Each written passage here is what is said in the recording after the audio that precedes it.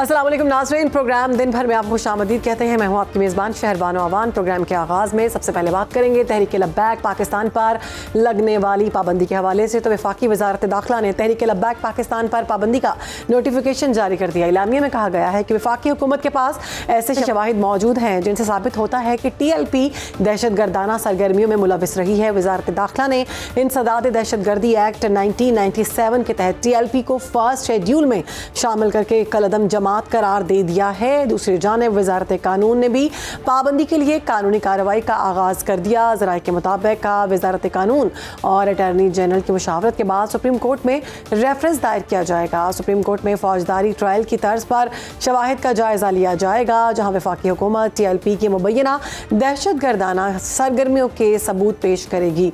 आइन के आर्टिकल 17 के मुताबिक किसी भी सियासी जमात पर पाबंदी उस वक्त तक हतमी नहीं मानी जाती जब तक सुप्रीम कोर्ट इसकी तौसीक ना कर दे।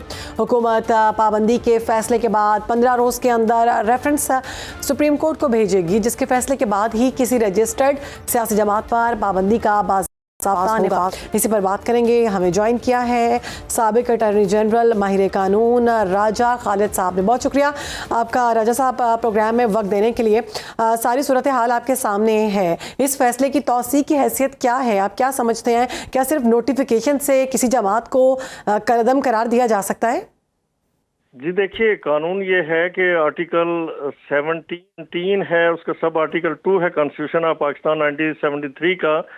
वो ये कहता है कि अगर कोई पॉलिटिकल पार्टी जो रजिस्टर्ड पॉलिटिकल पार्टी है, पॉलिटिकल पार्टीज ऑर्डर 2002 के तहत, तो वो अगर कोई इस तरह की सरगर्मियां जिनमें पाकिस्तान की सेफ्टी को, पाकिस्तान की सिक्योरिटी को, पाकिस्तान के डिफेंस को, पाकिस्तान के अमन आमा को या पाकिस्तान के वजूद को खतरात लाक हों, तो फिर या फिर वो फॉरेन फंडेड पार्टी हो या फिर वो पॉलिटिकल पार्टी कोई टेररिज्म एक्टिविटीज़ में इन्वॉल्व हो, पुरशद्दत कार्रवाइयों में या वायलेंस में मुलव्वस हो, तो ऐसी सूरत में इस आर्टिकल के तहत फिर जो फेडरल इस आर्टिकल और इसके साथ रेड विद सेक्शन 15 है पॉलिटिकल पार्टी ऑर्डर 2002 का, उसके तहत फिर जो फेडरल गवर्नमेंट है वो सारे सबूत साथ लगा के उस पॉलिटिकल पार्टी को बैन करती है और गजट नोटिफिकेशन में उसे नोटिफाई करती है। उसे जो बैन किया जाता है, उसे जो डिफंक्ट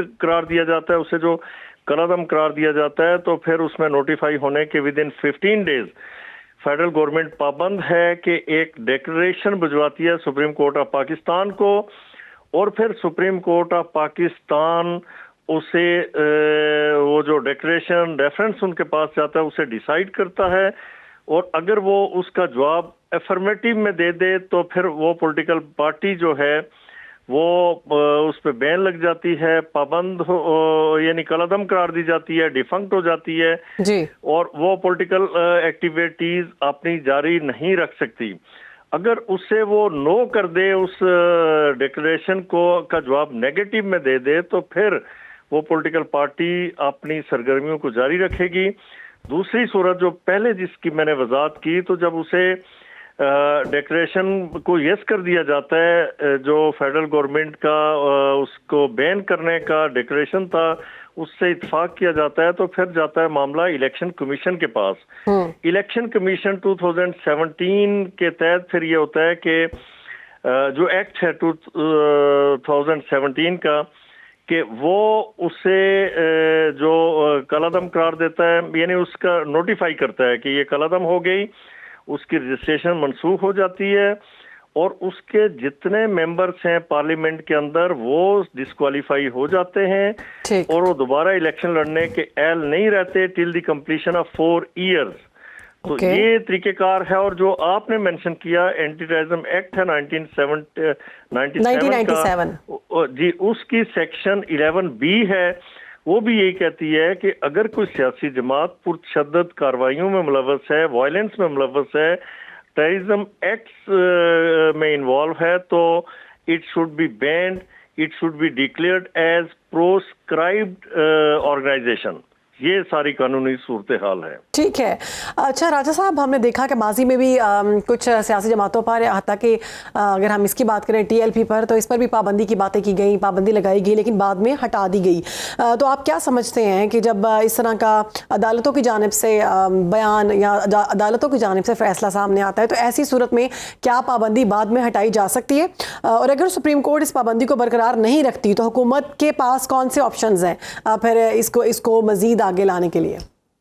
कि हुकूमत के पास कोई ऑप्शन नहीं रहता फिर, चूंकि कॉन्स्टिट्यूशन में लिखा हुआ है कि सुप्रीम कोर्ट का जो फैसला होगा इट वुड बी फाइनल, ठीक है, वो एटर्नल होगा। तो सुप्रीम कोर्ट इसीलिए ये किया गया कि ये ना हो कि फेडरल गवर्नमेंट जो भी है उसके पास अगर इस तरह के बेमहाबा और बेतहाशा उसे अनब्राइडल्ड किस्म के अख्तियार दे दिए जाएं तो वो आए दिन अपने मुखालफिन या मुखालफ पार्टीज पे पाबंदी लगाती रहेगी। तो लिहाजा रखा गया कि सुप्रीम कोर्ट जो एक जुडिशल रिव्यू, तो उसका हक दिया गया सुप्रीम कोर्ट को, और अंडर जुडिशल रिव्यू इसकी स्क्रूटनी की जाती है, इसकी सारी एविडेंस और जो मटेरियल अवेलेबल होता है रिकॉर्ड पे उसकी इवेल्युएशन के बाद फिर सुप्रीम कोर्ट डिसाइड करता है और वो फैसला दायमी होता है, एटर्नल होता है। ठीक है। अच्छा, ये कहिएगा कि इस फैसले से मुल्क में मजहबी और सियासी जमातों के, अगर हम किरदार की बात करें या आज़ादी इजहार पर, मज़ीद आप देख रहे हैं कि इससे मामलात ख़राब होंगे या फिर दीगर जो जमातें हैं, इस्लामी जमातें, वो भी सामने आएंगी सारे मामले में? कि मेरे ख्याल में दुनिया भर में ये अख्तियारात, ये जो फ्रीडम ऑफ स्पीच है, फ्रीडम ऑफ एसोसिएशन है, फ्रीडम ऑफ असेंबली है, इस तरह के नहीं है किसी भी पॉलिटिकल पार्टी को। दुनिया की मिसालें अगर सामने ले लें, मौजूद माली की मिसालें सामने रखें, तो ऐसा नहीं होता कि आप सड़कें ब्लॉक करके या जत्थे लेके तो जो असास किसी भी मुल्क का हमला करें, ऐसे हैं जो रेड जोन्स हैं वहां पे आप हमलावर हूँ, ऐसे नहीं होता।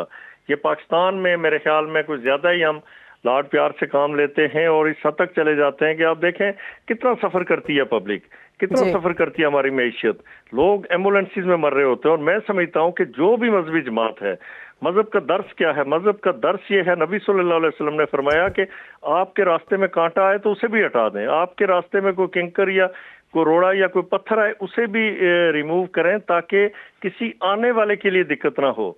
वजह ये कि हम सड़कें जो शाराते आम हैं, जो थारोफेयर्स हैं, तो उन्हें और मोटरवेज को हम ब्लॉक करके बैठते हैं। ये कहाँ पे है? इस तरह के अख्तियारात, इस तरह के हकूक कहाँ पे, किस आइन ने दुनिया में दिए हैं? ये सिर्फ हमारे यहाँ होता है ना। ये हमारी पूरा हमने एहतजाज का तो हक दिया गया है, मगर जिस तरह से इमलाक को जलाया गया और हम देख रहे थे कि मासूम लोगों को भी निशाना बनाया जा रहा था। वज़ीर इत्तलात पंजाब का भी बयान इस पर सामने आया था, उन्होंने प्रेस कॉन्फ्रेंस की थी कि जो रिजवी ब्रदरान हैं उनकी गिरफ्तारी जो है वो इस वक्त की अहम ज़रूरत है, क्योंकि वो बहुत से मासूम लोग उनकी वजह से अपनी जान गंवा रहे थे। तो अब ऐसी सूरत में जब पाबंदी लगती है तो कानून क्या कहता है कि जो उसके सरबराहान होते हैं पार्टी के, उनको भी गिरफ्तार किया जाता है? देखिए, अगर वो डेफिनेटली इन्वॉल्व है, उनकी इंस्टिगेशन पे, उनके बिहेस्ट पे ये सारा कुछ हुआ, तो मेरे ख्याल में उनके खिलाफ FIR भी कट चुकी हैं। तो एक वहाँ पे आपको याद होगा कि जो SHO थे, इंस्पेक्टर थे, उन्हें उनका मर्डर किया गया, वो शहीद हुए इस थाने में, और इसी तरह बाकी भी बेगुनाह लोगों की जानें गई। तो बहुत सारे पुलिस वाले लोग जख्मी हुए, बहुत सारी जो पुलिस की गाड़ियां हैं उन्हें नजर आतिश किया गया, जो बिल्डिंग्स थी या सरकारी थी, प्राइवेट निजी बिल्डिंग्स थी, तो वो नजर आतिश हुई। तो ऐसा करना जाहिर है जो लीडर है लाजमन उसका जिम्मेदार होता है, क्योंकि कॉल उसकी होती है, ये जिम्मेदारी उसकी होती है कि आप उस मॉब को, आप उस जुलूस को, आप उस प्रोसेशन को वो आप पुरअमन रखें। लेकिन जब आप नाकाम रहते हैं तो इसका मतलब ये है कि आप उसमें बराबर क्या बल्कि आप प्रिंसिपल एक्यूज बन जाते हैं। तो लिहाजा वो तो नॉमिनेटेड है FIR में, जिस तरह मैंने FIR देखी थी, तो लिहाजा वो तो जो कानून का यानी कानून के मुताबिक उन पर भी मुकम्मल तौर पर इकदाम होंगे। बहुत शुक्रिया, हमारे साथ मौजूद है एडवोकेट राजा खालिद साहब और सारे पर गुफ्तगू फरमा रहे थे। आगे बढ़ेंगे, आपको बताएंगे आलमी तवानाई मंडी में एक नया भौचाल आ गया। चीन की सरकारी तेल कंपनियों ने रूसी तेल की खरीदारी मुअत्तल कर दी, जबकि भारत ने भी रूसी तेल की दरामदात में कमी का इशारा दे दिया। ये फैसला ऐसे वक्त में सामने आया जब अमेरिका ने रूस की दो बड़ी ऑयल कंपनियों रोसनेफ्ट और ल्यूक ऑयल पर सख्त पाबंदियां आयद कर दी हैं।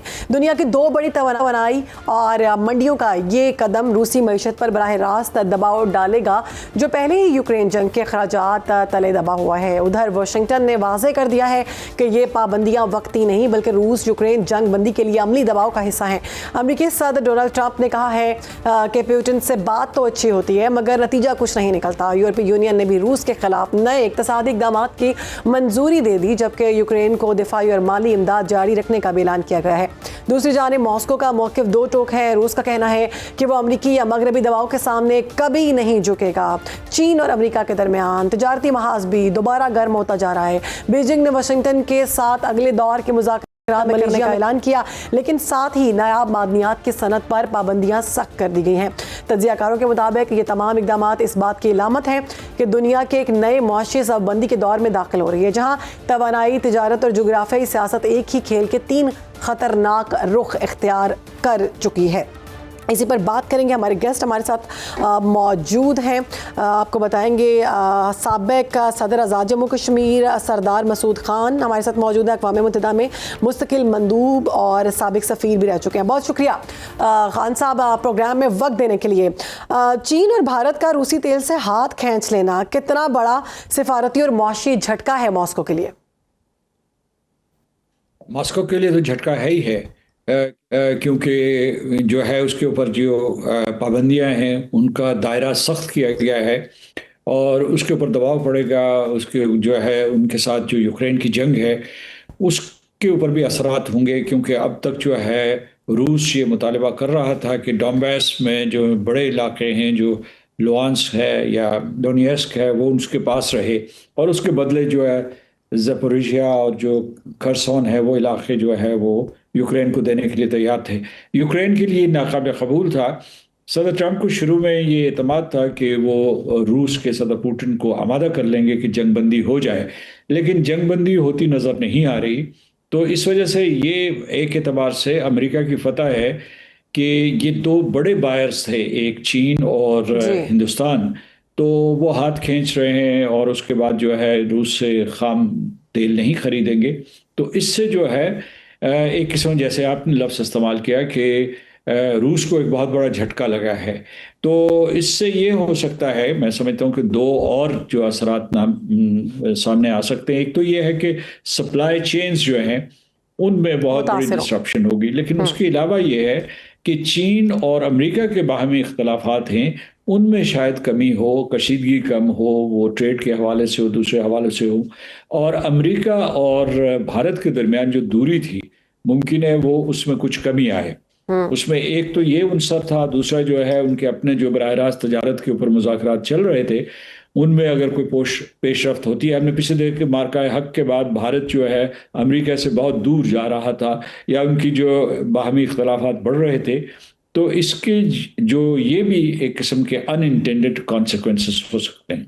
ठीक है खान साहब, अमेरिका और चीन के दरमियान नायाब मादनियात पर ये जो हम देख रहे हैं कि तनाज़ा बढ़ता जा रहा है, क्या ये मुस्तकबिल में आप समझते हैं कोई नई सर्द जंग हमारे सामने आने वाली है? सर्द जंग तो कोई बात नहीं, वो अभी जारी है। मैं समझता हूँ कि चीन और अमेरिका के दरमियान सर्द जंग जारी है, लेकिन हमने देखना यह है कि कहीं ये इख्तलाफात किसी ऐसी नहज पे ना पहुँच जाएं कि इनके एक बड़ी जंग शुरू हो जाए।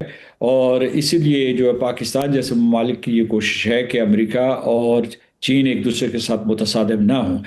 अच्छा, दूसरी ये कि ठीक है चीन का इजारा है क्रिटिकल मिनरल्स के ऊपर, और उसके साथ जो है ताइवान जो है उसका भी बहुत बड़ा हिस्सा है क्रिटिकल मिनरल्स के सिलसिले में, लेकिन अमेरिका ने मुतबादिल इंतजामात कर लिए हैं। उस मिसाल के तौर पर उसमें पाकिस्तान भी शामिल है, यूक्रेन भी शामिल है, उसके बाद ऑस्ट्रेलिया के साथ भी है, उसका भी हाल ही में मुआहिदा हुआ है जिसके तहत न सिर्फ उसकी क्रिटिकल मिनरल्स की सप्लाई जारी रहेगी, बल्कि उसने टेक्सास में और कैलिफोर्निया में बहुत बड़े बड़े मैन्युफैक्चरिंग प्लांट्स बनाए हैं, जिनकी वजह से वो जो है उनको जो सेमीकंडक्टर्स या चिप्स जो डिफेंस टेक्नोलॉजी, रिन्यूएबल्स के लिए, मोबाइल टेलीफोनी के लिए और दूसरी टेक्नोलॉजीज़ में जो सारी की सारी नई टेक्नोलॉजीज़ हैं, उनके लिए जहाँ जहाँ भी जो है क्रिटिकल मिनरल्स चाहिए होंगे, उसके लिए वाफिर मकदार में उनके पास मिनरल्स मौजूद होंगी, क्योंकि अमेरिका ने इसमें बड़ी तेज़ी से और चाबकदस्ती से दूसरे ममालिक के साथ राब्ते किए हैं, और जो उनको डेफिसिट महसूस हो रहा था चीन के हवाले से उसे पूरा करने की कोशिश कर रहे हैं। बिल्कुल ठीक है। जैसा कि आपने कहा कि पाकिस्तान इसमें पाकिस्तान को देखना होगा कि किस तरह से सारे मामले पे से निमट सकता है।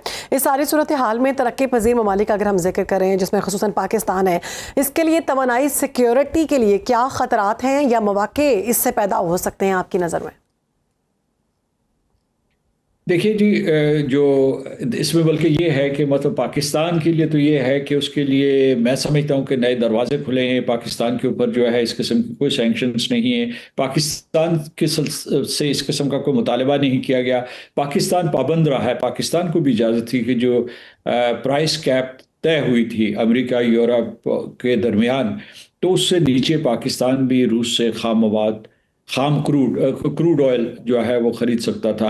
लेकिन भारत ने जो है इसके इंडस्ट्री में तब्दील कर दिया था कि वहाँ बहुत सस्ते दामों वो तेल ख़रीदते थे रूस से, और उसको जो है रिफ़ाइन करके आलमी मंडियों में बेचते थे महंगे दामों। तो इससे ये सदर ट्रंप का ये इल्ज़ाम था कि भारत जो है रूस की जंग की सरमायाकारी कर रहा है, यानी उसको फाइनेंस कर रहा है उसकी जंग को। पाकिस्तान ने ऐसा कोई किरदार अदा नहीं किया।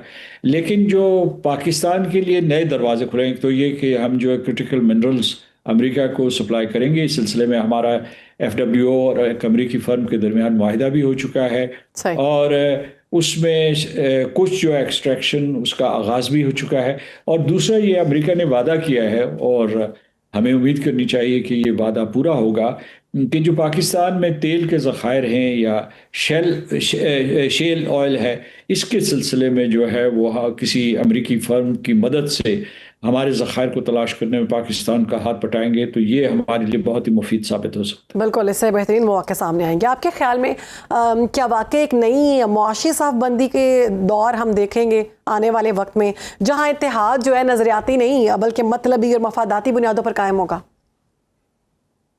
जब आप अक़वाम आलम के दरमियान ताल्लुकात देखें तो उसमें मतलब और मुफाद बहुत अहम किरदार अदा करते हैं। मतलब कोई भी ताल्लुक जो है दो रियासतों के दरमियान बग़ैर मतलब और मुफाद के नहीं बनता। यहाँ तक कि जो उम्मत मुस्लिमा के अरकान हैं, जब उनकी वो रियासतें, यानी हम एक ही उम्मत हैं, लेकिन जब दो रियासतें आपस में कोई ताल्लुकात कायम करती हैं या उनको आगे बढ़ाती हैं, तो उसमें माशी मुफादात भी शामिल होते हैं, दिफाई ताल्लुकात भी हो सकते हैं। तो ये असल दुनिया के वो हक़ाइक़ हैं जिनसे हम सरफ नज़र नहीं कर सकते। तो मैं समझता हूँ कि इसी बुनियाद पे जो है इस वक्त जो है जो दुनिया का निज़ाम है, इसी बुनियाद के ऊपर हमारे ताल्लुकात चल रहे हैं बाकी ममालिक के साथ।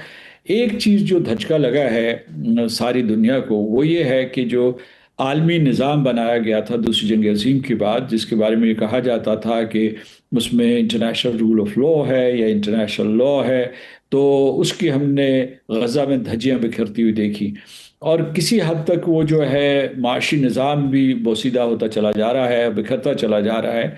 तो ये एक ख़तरा है, क्योंकि वो जो एक किस्म का एक आइडियोलॉजिकल अंडरपिनिंग्स थी इस निज़ाम की, वो कमज़ोर हो रही हैं, और सिर्फ मतलब और जैसे कि आपने कहा मकसद अपने मुफादात की खातिर जो है ताल्लुकात अगर बनाएंगे, तो उसमें जो दूसरे हमारे आदर्श हैं, जो आइडियोलॉजिकल प्रायोरिटीज़ थी, वो बुरे तरीके से मजरूह होंगी।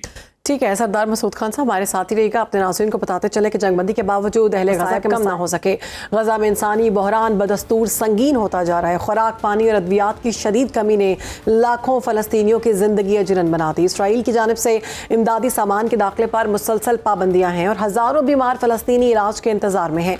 आलमी इदारा सेहत के मुताबिक 15,000 मरीज़ फौरी तिब्बी इनखलाक के मुंतज़िर हैं, मगर रफ़ा बॉर्डर बदस्तूर बंद है।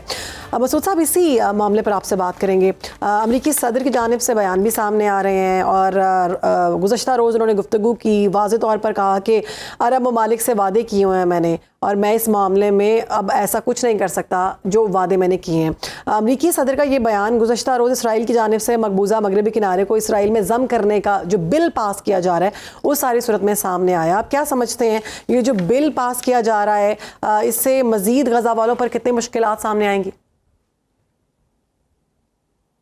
जी बिल्कुल, अगर वो जम करेंगे तो ये बैनुल-अक़वामी कानून की खिलाफ वर्जी होगी, अक़वाम मुत्तहिदा की करारदादों की सरीहन खिलाफ वर्जी होगी। और इसके बारे में सदर ट्रंप ने ये बयान दिया था, यानी ये जो 20 नुकाती फार्मूला, जब उन 20 नुकाती पीस प्लान जो है उन्होंने पेश किया था, कि वो ऐसा नहीं होने देंगे। लेकिन अमेरिका जो है, जो सेक्रेटरी ऑफ स्टेट हैं मार्को रूबियो, जब वो रवाना हुए मशरक़ वस्ता की तरफ, इसराइल की तरफ, तो उन्होंने बड़ा मोहतात सा बयान दिया, यानी मतलब खुल के मजम्मत नहीं की। और इसलिए जो है अहले फ़लस्तीन की और अरब और मुस्लिम ममालिक में तशवीश बढ़ गई है, क्योंकि लोगों को ये तवक्को थी कि सदर ट्रंप का जो फार्मूला था उससे कम से कम जो है गज़ा में क़त्ल-ए-आम ख़त्म हुआ। लेकिन क्या अब वो कत्लेआम ख़त्म हुआ तो क्या जो है इलाकों के ऊपर कब्ज़ा शुरू हो जाएगा? खान साहब, हमने देखा कि पाकिस्तान समेत मज़ीद 20 इस्लामी ममालिक ने इस सारे मामले की मुखालफत की है। आप समझते हैं कि अब आवाज़ उठाना और मुखालफत करना इसराइल के लिए काफ़ी होगा? ये बहुत ही एक मनफी पेशरफ्त है। मैं इसलिए कहूँगा कि जो इसराइल है वो अपने इस इक़दाम से मौजू ही बदल रहा है। मिसाल के तौर पर जो गज़ा में उन्होंने जुल्म सितम किया, जो 68,000 लोग मारे, और उसके बाद जो है लोगों के घर बर्बाद कर दिए, उनको बेघर कर दिया, तो कुछ जवाबदेही बनती थी। और उसके बाद एक पीस प्लान देने के बाद उन मौजू बदल दिया है। मतलब अब सारी की सारी बहस इस पे चली गई है कि वो मकबूजा इलाके को जम कर रहा है या नहीं कर रहा है। बहुत शुक्रिया, हमारे साथ मौजूद थे सरदार मसूद खान इस सारे मामले पर बात करें। लेकिन एक ब्रेक ले रहे हैं, ब्रेक के बाद हाजिर होंगे। पाकिस्तान सुपर लीग एक बार फिर तनाज़ात का शिकार है। इस बार मरकज़ में मुल्तान सुल्तान के मालिक अली तरीन सामने आए हैं। पाकिस्तान क्रिकेट बोर्ड ने इन्हें मुआहदे की खिलाफ वर्जी और इंतज़ामिया पर बार बार तनकीद के इल्ज़ाम में कानूनी नोटिस भेजा, मगर अली तरीन ने जवाब में ऐसा कदम उठाया कि मामला मज़ीद गर्म और बिगड़ता नजर आ रहा है। उन्होंने सोशल मीडिया पर एक वीडियो जारी की जिसमें वो नोटिस हाथ में लिए नजर आए और फिर आखिर में वो नोटिस फाड़ कर कहा, उम्मीद है आपको ये माफ़ी पसंद आ गई होगी। वीडियो में अली तरीन ने PSL इंतज़ामिया पर खुलकर तनकीद की। उनका कहना था कि लीग इन स्टेक होल्डर्स की नहीं रही जो दिल से इसके लिए काम करते थे, बल्कि ये सिर्फ हाँ में हाँ मिलाने वालों के लिए लीग बन चुकी है। अली तरीन का कहना है कि PCB ने कभी राब्ता करके मसाइल हल करने की कोशिश नहीं की, बल्कि सीधा धमकियां मेज नोटिस भेज दिया। अली तरीन ने तंज़ी अंदाज में कहा कि वो माफ़ी मांगते हैं क्योंकि उन्होंने लीग को बेहतर बनाने की ख्वाहिश इजहार किया था। दूसरी जानिब PCB का मौक़िफ़ है कि अली तरीन के बयानात से लीग की साख मुतासिर हुई और उन्होंने मुआहदे की शराइत की खिलाफ वर्जी की है। ताहम मुल्तान सुल्तान के इंतज़ामिया का कहना है कि अली तरीन की बातें तामीरी तनकीद हैं, दुश्मनी नहीं। इस पूरे मामले ने एक बार फिर ये सवाल खड़ा कर दिया है कि आया पाकिस्तान की सबसे बड़ी क्रिकेट लीग वाकई एक पेशावराना ब्रांड बन रही है या अभी भी इख्तलाफ राय बर्दाश्त करने के मराहले से हम देख रहे हैं कि ये तमाम मराहल अभी भी मुकम्मल तौर पर नहीं हो सके। इस पर हम अपने गेस्ट से बात करेंगे। हम पहले से देख रहे हैं कि हमारी जो क्रिकेट टीम है मुख्तलिफ मुश्किलात से गुजर रही है। परफॉर्मेंस की बात करें, परफॉर्मेंस भी ठीक नहीं है। अगर हम बात करें PSL की, तो एक बहुत बड़ा ब्रांड बन चुका है पाकिस्तान का अपना, जहाँ से बहुत से ऐसे हीरे निकल कर सामने आते हैं जो इंटरनेशनली जाकर खेलते हैं और परफॉर्म करते हैं। बहुत से ऐसे खिलाड़ी हैं जो PSL से चुने गए और बाद में उन्होंने बहुत अच्छा परफॉर्म किया। उस पर हमारे साथ मौजूद हैं साबिक चेयरमैन PCB खालिद महमूद साहब। बहुत शुक्रिया खालिद साहब प्रोग्राम में वक्त देने के लिए। खालिद साहब, हमने अब देखा कि ये जो तनाज़ात हैं ये बढ़ते जा रहे हैं। पाकिस्तान क्रिकेट बोर्ड, पहले बात होती थी पाकिस्तान क्रिकेट बोर्ड की, फिर हमने देखा खिलाड़ियों के अंदर बातें होना शुरू हो गई कि ग्रुपिंग हो गई है। अब जो बहुत बड़ा ब्रांड हमारा बन चुका है PSL, उसके जो फ्रेंचाइज के मालिकान हैं उनकी बातें सामने आना शुरू हो गई हैं। अली तरीन की वीडियो सामने आई है। उन्होंने कहा है कि हम चाहते थे कि इसमें बेहतरी आए, पाकिस्तान के लिए हम काम कर रहे हैं, पाकिस्तान की क्रिकेट के लिए हम बेहतरी लाना चाहते हैं। लेकिन PCB ने हमारे साथ बैठ के कभी बात नहीं सुनी। बैठ के एक कप चाय पी लेते, 2-3 बिस्किट खा लेते तो मामला हल हो जाते, लेकिन उन्होंने धमकियां मेज जो है नोटिस मुझे भेज दिए। तो आप कितना ख़तरनाक समझते हैं पाकिस्तानी क्रिकेट के लिए इस तरह के नोटिस को? बहुत शुक्रिया। ये बड़ी अजीबोगरीब गरीब बातें हो रही हैं मौजूदा क्रिकेट बोर्ड के ज़माने में। बात यह है कि ये जो स्कीम थी पीएसएल की, ये आपने देखा होगा कि हमारे पड़ोसी मुल्क में बड़े धूमधाम से ये इसका तारफ़ कराया गया और बड़ी खूब चली। बड़े बड़े जो थे कारोबारी अदारे, जी। उन्होंने इसमें सरमाया लगाया और फिर उसका नतीजा ये निकला कि तमाम दुनिया से अच्छे अच्छे खिलाड़ी उनके पास खेलने के लिए आए। और अब उनका बहुत ज़्यादा चर्चा है आईपीएल का। तो ये पाकिस्तान क्रिकेट बोर्ड का एक अच्छा इकदाम था कि उन्होंने भी उसी नमूने पे पीएसएल का आगाज़ किया, जिसमें उन्होंने टीमों को मुतारफ़ कराया, बहुत से लोगों ने सरमाया लगाया। तो ये मैं समझता हूँ कि क्रिकेट की बेहतरी के लिए और ख़ास तौर पे जो है मुख्तसर दौरानिया की क्रिकेट, उसके लिए ये बहुत ही अच्छा इकदाम था और उसका फ़ायदा भी हुआ। नए खिलाड़ी भी सामने आए, नए लोग भी सामने आए, सब कुछ हुआ। लेकिन ये किसी तरह, और ये मैं समझता हूँ कि पाकिस्तान क्रिकेट बोर्ड को बहुत शुक्रगुजार होना चाहिए था उन सारे इदारों ने, कारोबारी इदारों का, जिन्होंने इसमें अपना पैसा लगाया।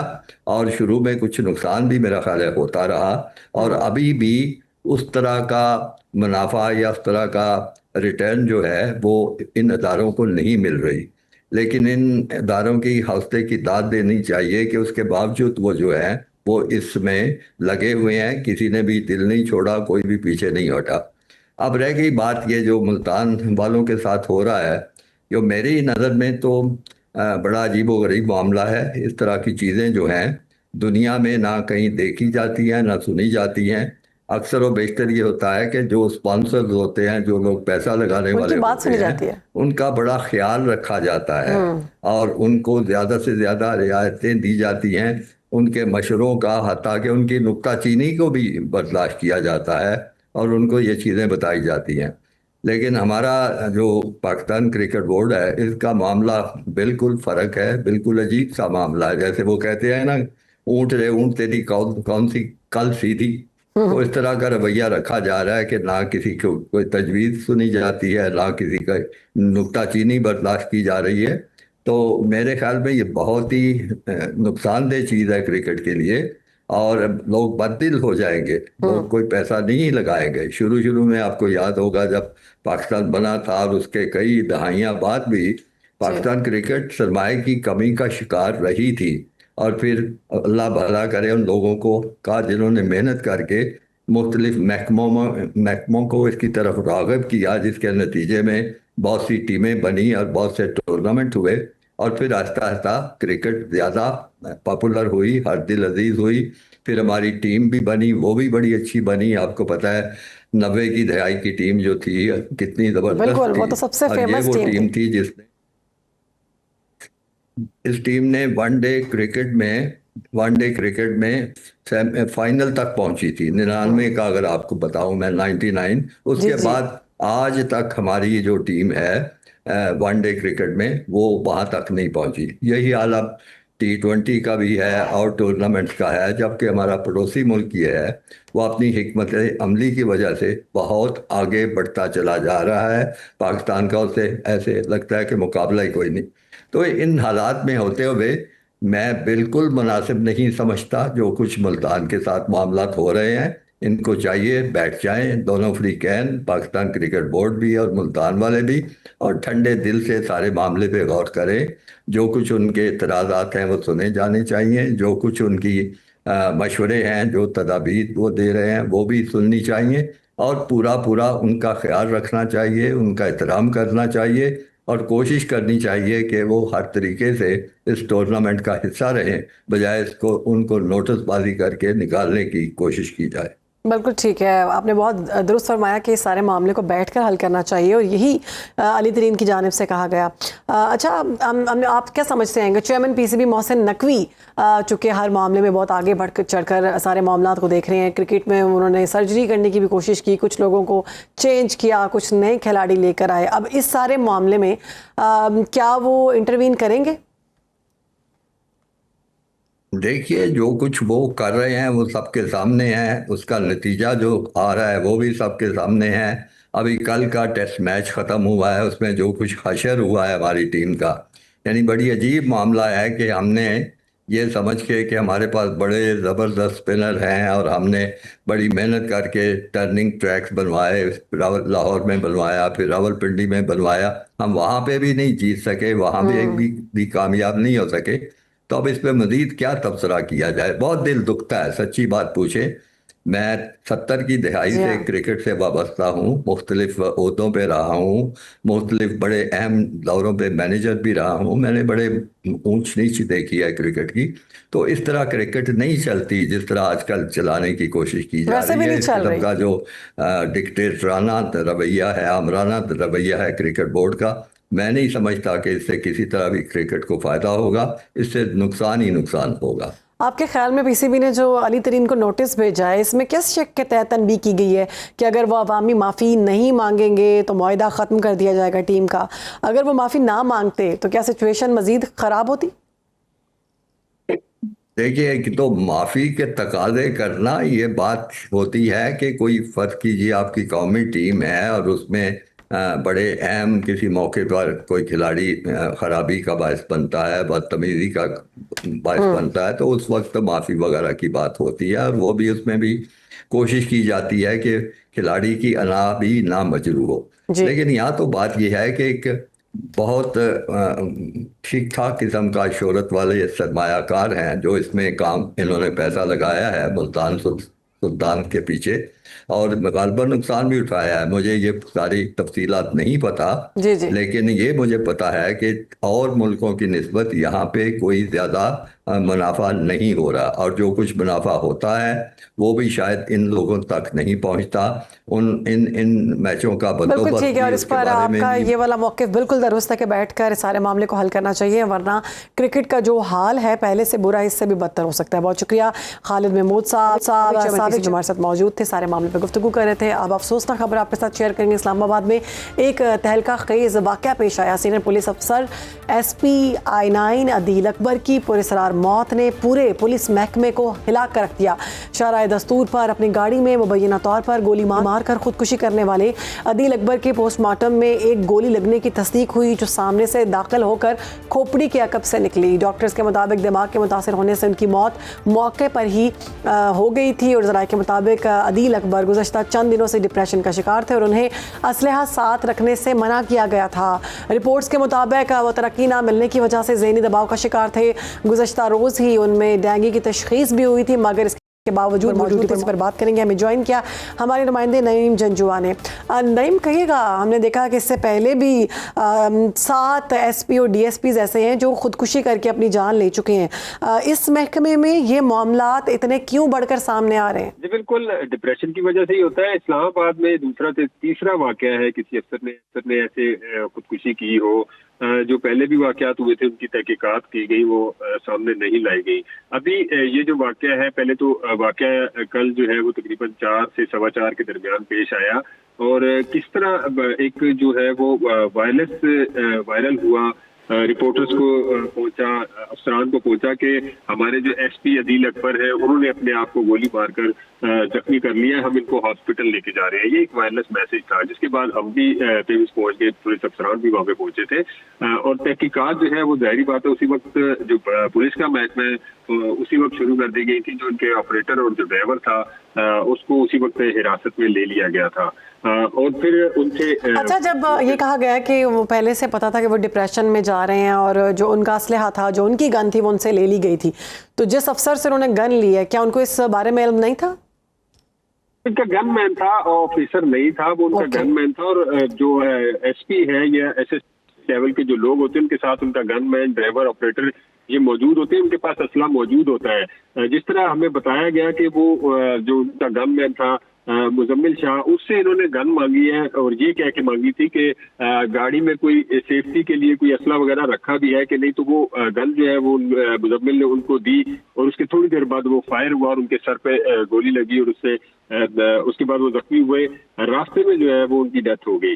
अब इस्लामाबाद की अगर सूरत हाल देखें तो पिछले कुछ अरसे से जिस तरह कश्मीर के लिए नफरी भेजी गई थी, फिर लाहौर मुरीदके के लिए नफरी भेजी गई थी, और जितने भी अफसरान हैं बड़े, उनसे नीचे फिर DSP, फिर SHOs वगैरह, वो मुसलसल ड्यूटियां कर रहे हैं, 12-12 घंटे, 24-24 घंटे ये अफसरान ड्यूटियां कर रहे हैं। और इनको जाहिर है कभी छुट्टी की भी जरूरत पड़ जाती है, कभी बीमार भी होते हैं, और इनके बारे में कहा जा रहा है कि डेंगू तशख़ीस हुई थी है और इन्होंने छुट्टी भी मांगी थी, लेकिन सीनियर अफसरान की जानिब से इनको छुट्टी नहीं दी गई थी। और साथ साथ डिप्रेशन का भी बताया जा रहा है। तो ऐसे अफसरान जो है वो फिर उसके बाद इस तरह का मामला पेश आया। कल IG इस्लामाबाद ने जो है वो बात करते हुए ये कहा था कि हम तीनों जावियों से इसकी तहकीकात कर रहे हैं, सिर्फ ये कहना कि खुदकुशी की गई है इसको हम इस तरह नहीं छोड़ेंगे। 3 जो सूरतें हैं, एक तो खुदकुशी की है, दूसरा इत्तफाकिया जो हादसा होता है उसके हवाले से, और तीसरा अगर किसी ने गोली किसी और ने चलाई है तो उस हवाले से भी तहकीकात जारी है। इसको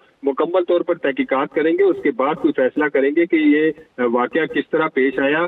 साथ साथ जो कल काफी जो बातें थी सोशल मीडिया पे वो भी गर्दिश करती रही मुख्तलिफ किस्म की, कि एक कॉल आई थी और कॉल के बाद जो है वो ये इकदाम उठाया गया। IG इस्लामाबाद का कहना था कि एस्टेब्लिशमेंट डिवीजन के किसी फर्द के साथ उनकी बात हुई थी और उसके बाद ये वाकया पेश आया। इसी तरह जो है वो मुख्तलिफ बातें थी कि एक इंक्वायरी चल रही थी बलूचिस्तान में, वो भी इनके ज़हन में थी कि उसकी वजह से शायद इनकी प्रमोशन जो है वो रुकी हुई है। लेकिन IG इस्लामाबाद ने कहा कि वो इंक्वायरी इनके हक में, उसका फैसला आ गया था, अब वो रुकावट नहीं थी इनकी प्रमोशन में। लेकिन ये सारी बातें इनके ज़हन में तो होंगी। अब देखना ये है कि जो IG इस्लामाबाद कह रहे हैं कि तीनों जावियों से तहकीकात इसकी की जाएंगी, तो फिर इसमें नतीजा क्या निकलेगा। ठीक है, बहुत शुक्रिया। हमारे साथ मौजूद थे नईम जंजुआ और इस सारे मामले पर तफसील आगे बढ़ेंगे। आपको बताएंगे सोने की कीमतों में मुसलसल इजाफे के बाद बिलाखिर रिवर्स गियर लग गया। मुल्क भर में आज भी फी तोला सोना 2000 रुपये सस्ता होकर 4,31,862 रुपये पर आ गया। आलमी मंडी में भी फी ऑन सोना $20 नीचे आ गया है, जिसके बाद मकामी मार्केट्स में खरीदो फरोख्त के रुझान में नुमाया तब्दीली देखी जा रही है। सोना खरीदने या बेचने के दौरान आम लोग अक्सर जल्दबाजी में बड़ी गलतियां कर बैठते हैं। खरीदारी के वक्त खालिस्तान 24 कैरात का सोना दुरुस्त वजन और देखा जाता है कि रसीद जो है वो सही नहीं दी जाती, इसका ख्याल रखना बहुत ज़रूरी होता है। इसी तरह फ़रोख्त के वक्त भी मार्केट रेट मालूम करना बहुत ज़रूरी है। मुख्तलिफ ज्वेलर से कीमत का मुवाजना करना और इजाफी चार्जेस या कटौतियों के मामला के हवाले से हमें इस पर बात करेंगे। हमें ज्वाइन किया है वाइस चेयरमैन और Pakistan Sarafa gems and jeweller association Hammad Maqsood sahab ने। बहुत शुक्रिया हमारे साथ प्रोग्राम में वक्त देने के लिए। ये खबरें गर्दिश कर रही हैं सोशल मीडिया पर कि जिस तरह से हमने देखा कि सोना आसमान को छू रहा है उसकी कीमतें, इसी तरह से वो नीचे भी आएगा। तो क्या आने वाले दिनों में लग रहा है आपको ऐसा कि जो रेट्स हैं वापस आएंगे? जी, फर्स्ट ऑफ ऑल तो thank you for having me in your programme. सब सुनो न्यूज़ के व्यूअर्स को मेरी तरफ से अस्सलाम वालेकुम। जी, गोल्ड आजकल बड़ा जी हॉट टॉपिक है जी, हर तरफ प्रीशियस मेटल है। शुरू से ही जो हमारा जो सब कॉन्टिनेंट है, पाकिस्तान, इंडिया, बांग्लादेश पहना जाता है, घरों में बहुत लोग, हमारी माएँ बहनें पहनती हैं, इसलिए गोल्ड एक हॉट टॉपिक बना हुआ है। इसकी असल वजह ये है कि जो इंटरनेशनली जो जियोपॉलिटिकल टेंशन इस वक्त क्रिएट हुई है, स्पेशली जो टैरिफ के तनाज़े को लेके चाइना और अमेरिका की, और एक और उसके अंदर मैं ऐड करता चलूँ कि अमेरिका के अंदर भी एक पॉलिटिकल इंस्टेबिलिटी है, वहाँ पे शटडाउन चल रहा है। तो इस वजह से ये मल्टीपल फैक्टर्स आ गए। चाइनीज़ सेंट्रल बैंक्स ने बाइंग करनी शुरू कर दी और दूसरे जो मुल्कों के सेंट्रल बैंक्स हैं उन्होंने बाइंग करनी शुरू कर दी। इसका देखा देखी ये हुआ कि गोल्ड की एकदम से जंप जब आई इंटरनेशनल मार्केट में, तो लोगों ने भी इसके अंदर ना प्रीशियस मेटल है इसको बाय करना शुरू कर दिया। और विद इन 7 डेज़ हमने देखा इसको बड़ा करीब से कि ये 7 डेज़ के अंदर $482 के करीब जो है ना इसने मूव किया। और इसी तरह जैसे कि ये बिल्कुल अचानक से इसकी मूव थी, डे बाई डे बड़ी फास्ट फ्लक्चुएशन थी, तो अचानक ही ये पिछले 2 दिन के अंदर इसने डिक्रीज़ लिया है तकरीबन $382 पर आउंस का। और जो पाकिस्तान के अंदर गोल्ड का जो हाई प्राइस लगा है वो 4,71,000 के करीब लगा। और इसी तरह जब डिक्रीज़ आया इसके अंदर अचानक 2 दिन के लिए अंदर, तो 4,36,000 के करीब जो है ना गोल्ड की प्राइसेस आ गए। और हमारे जितने भी सुनने वाले हैं, मैं उनसे ये गुजारिश करूँगा कि खुदारा ये गोल्ड को आप बड़ा देखभाल के, इसकी बड़ी फास्ट फ्लक्चुएशन हो रही है। अभी थोड़ी देर पहले मार्केट चल रही थी 40-60, अभी मार्केट हो गई है 40-90। थोड़ी देर पहले जिसके 4,41,000 रुपया था रेट, अब 4,43,000 रुपया।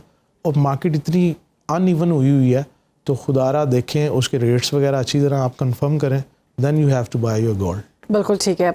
हमाद साहब, असली सोने की पहचान किस तरह से की जा सकती है? हम मार्केट्स में जाते हैं, लोगों को कुछ सोनार जो हैं वो सही तरह से डील नहीं करते, वो बताते कुछ हैं, 24 कैरेट बताते हैं, दे देते हैं 21 कैरेट, और बाद में कहा जाता है कि पाकिस्तान में ज़्यादातर 21 कैरेट ही यूज़ होता है, लेकिन वो बताते यही है कि ये 22 कैरेट का है, ये 24 कैरेट का है।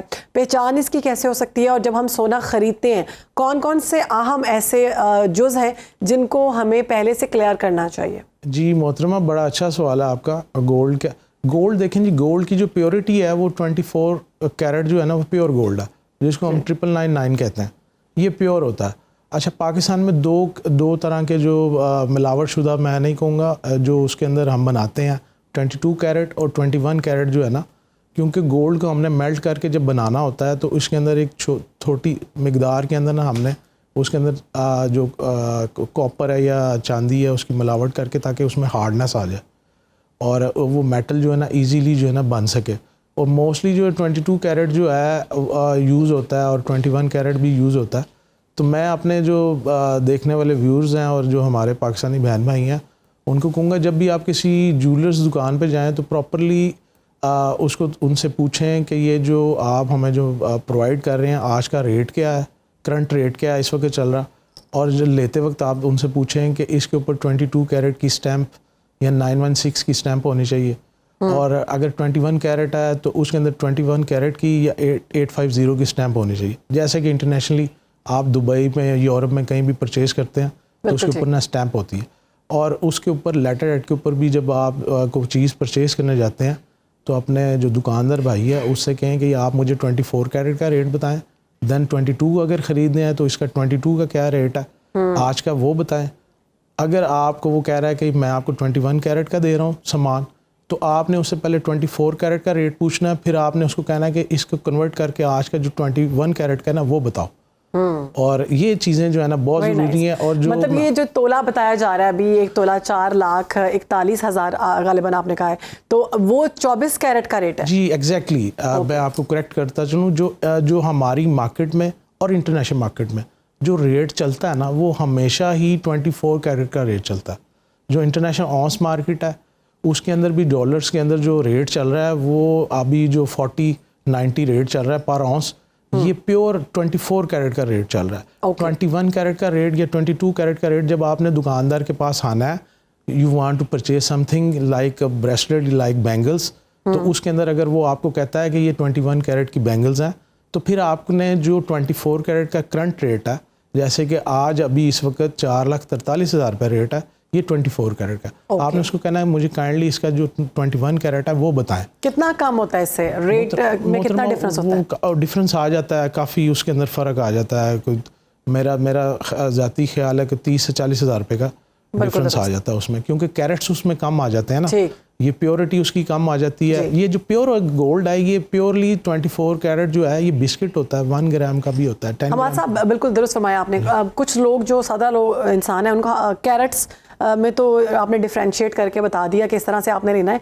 ग्राम्स जो हैं, एक तोला जो है वो 11.5 ग्राम हो तो एक तोला बनता है, इसके हवाले से बताइए। मैं आपको क्लियर करता हूँ जी। ये बड़ा टेक्निकल सवाल है और सुनहरे को पता होता है, ये लोगों को भी पता होना चाहिए। जो एक तोला है जो है ना 11 ग्राम 0.664 मिलीग्राम का, 11 ग्राम 664 मिलीग्राम का एक तोला होता है। एक तोला होता है, ठीक है। इसी तरह एक औंस जो है जिसको हम 2 तोले 6 माशे 6 रहती हैं समथिंग, 31 ग्राम 100 मिली का होता है। और इसी तरह जो दुकानदार हजरात हैं, आपको कोई चीज़ पहले आज से चंद साल पहले अभी भी जो हमारे देहात हैं वहाँ पे तोलों माशों में काम होता है, लेकिन हमारा जो अब कराची, लाहौर, पाकिस्तान के जो बड़े शहर हैं वहाँ ग्रामों में और मिलीग्रामों में होता है काम। तो लिहाजा जो है ना, अगर आप दुकानदार से परचेज़ करते हैं उसको कहें कि अगर 21 कैरेट का अगर आपको वो तोले का रेट बता रहा है तो उसको काइंडली उसको कहें कि मुझे इसको ना ज़रा मज़ीद क्लैरिटी के लिए इसका पर ग्राम 21 कैरेट क्या बन रहा है वो आपको बताएगा, क्योंकि अगर उसने आपको चीज़ सेल आउट करनी है। और दूसरा आपका एक सवाल था कि जी प्योरिटी देखें जी, दुकानदार जो है वो जो गोल्ड का काम करने वाले हैं वो प्योरिटी के लिहाज से ठीक है। हमारे साहब बहुत ज़बरदस्त तरीके से आपने ये सारा एलैबोरेट किया। बहुत से सवाल मेरे भी थे जो आपने, बहुत शुक्रिया। प्रोग्राम में वक्त देने के लिए। और हमारे प्रोग्राम का वक्त ख़त्म हुआ है। इंशाल्लाह आपसे मुलाकात होगी अगले प्रोग्राम में। अपना ख्याल रखें। अल्लाह हाफ़िज़।